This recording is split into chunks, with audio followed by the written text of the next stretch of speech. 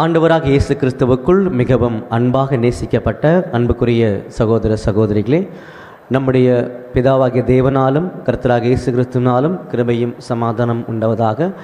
விசேஷ விதமாக வேதாகம பொக்கிஷ தலைப்பின் கீழாக மறுபடியும் உங்களை சந்திப்பதில் மிகுந்த மகிழ்ச்சி அடைகின்றோம்.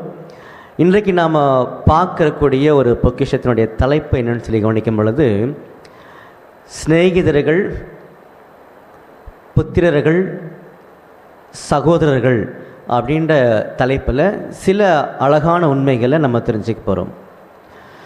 நம்முடைய வேதாகமத்தில் எல்லாருக்குமே தெரிஞ்ச ஒரு காரியம்தான், பட் முடிவை மட்டும் நீங்கள் கொஞ்சம் நல்லா கவனிங்க. நம்முடைய வேதாகமத்தில் சர்வ வல்லமையுள்ள பிதாவாகிய தேவனுக்கு யார் யாரெல்லாம் சிநேகிதர்கள் அப்படின்னு சொல்லி பார்க்கும் பொழுது எல்லாருடைய மைண்டில் உடனே வந்துடும் ஆபிரகாம் அவர்கள் அப்படின்னு சொல்லி. பாருங்கள், ஏசாயாவில் 41ஆம் அதிகாரம் 8ஆம் வசனம் வாசிக்கும் பொழுது ரொம்ப அழகாக அங்கே சொல்லப்பட்டிருக்கும். என் தாசனாகிய இஸ்ரவேலே, நான் தெரிந்து கொண்ட யாக்கோபே, என் சிநேகிதனான ஆபிரகாமின் சந்ததியே. பார்த்தீங்களா?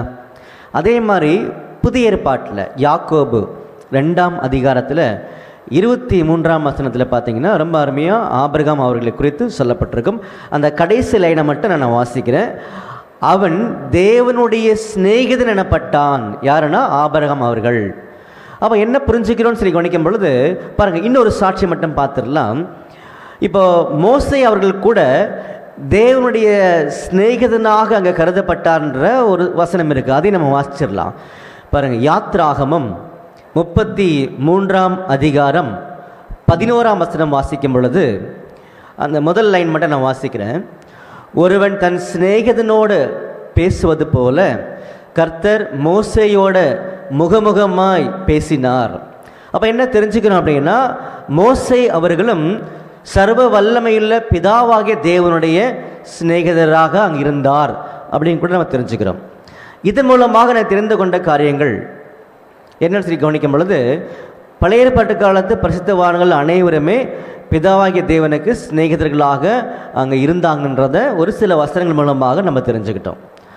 அடுத்து நம்ம புதிய ஏற்பாட்டுக்கு வரும் பொழுது நல்லா கவனிக்க வித்தியாசங்களில், இந்த பழைய ஏற்பாட்டு காலத்து பரிசுத்தவான்களை வேதாகமத்தில் எந்த இடத்துலையுமே புத்திரர்கள் அப்படின்னு சொல்லி சொல்லப்படலை. அவங்க எல்லாருமே சிநேகிதர்கள் தான். காரணம் என்ன அப்படின்னு சொல்லி கவனிக்கும் பொழுது நல்லா கவனிங்க. என்ன காரணமாக இருக்கும்னு சொல்லி பார்க்கும் பொழுது, யார் யார் எல்லாம் நம்முடைய ஆண்டவராக இயேசு கிறிஸ்துவை பற்றிய அந்த மாபெரும் உண்மைகளை தெரிந்து கொண்டு அந்த உண்மைக்கு தங்களை அர்ப்பணிக்கிறார்களோ அவர்களை மாத்திரமே புத்திரர்கள் என்று வேதாகமத்தில் பிதாகிய தேவன் சொல்லியிருக்கார். பாருங்கள், ரோமரில் 8ஆம் அதிகாரம் 14ஆம் வசனம் வாசிக்கலாம். வாசிக்கும் போது பாருங்க, மேலும் எவர்கள் தேவனுடைய ஆவியினாலே வழிநடத்தப்படுகிறார்களோ அவர்கள் தேவனுடைய புத்திரராக இருக்கிறார்கள். நீங்கள் அப்படியே 15-16 கூட நீங்கள் வாசித்து பார்க்கலாம், உங்களுக்கு தெரிஞ்சிடும். அப்போ இந்த ஒரு பெரிய சிலாக்கியம், கிஃப்ட், பாக்கியம், பிளஸ்ஸிங் எப்படி கிடைச்சிது அப்படின்னா, நம்முடைய ஆண்டவராக இயேசு கிறிஸ்துவை நாம் ஏற்றுக்கொண்டதன் மூலமாக. எப்படியாக?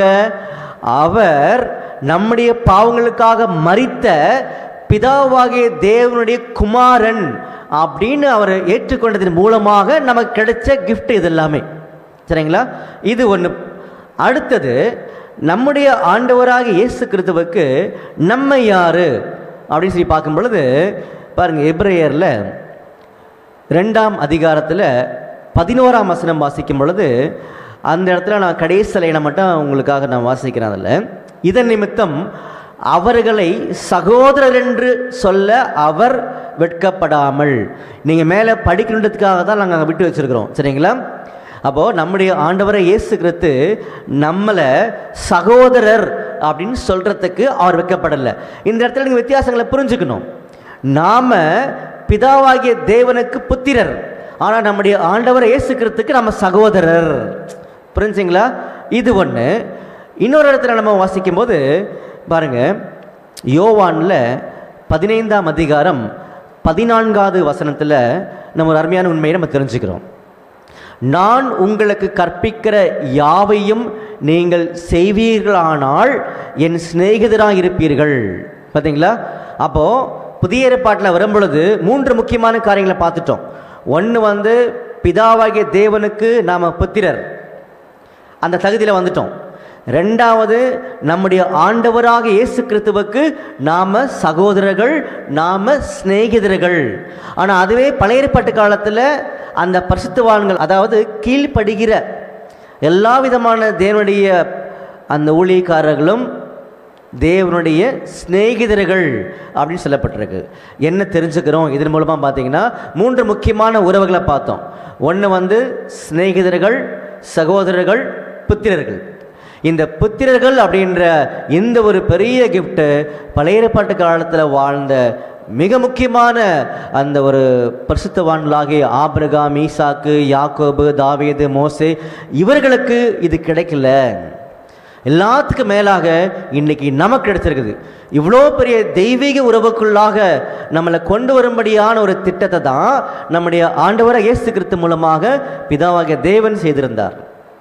அப்போ அதனால் அன்புக்குரிய சகோதர சகோதரிகளே, நம்முடைய ஆண்டவர் இயேசு கிறிஸ்துவை நம்ம இன்னும் அதிகமாக அறிந்து கொள்வதன் மூலமாக நாம் பிதாவாகிய தேவனுடைய புத்திரராக முழுமை பெற முடிகின்ற ஒரு காரியங்களும் தெரிஞ்சுக்கிறோம். இப்படிப்பட்ட தெய்வீக உறவை அநேகர் தெரிந்து கொள்ள தெய்வம் தாமே கிருபை செய்வாராக. ஆமீன்.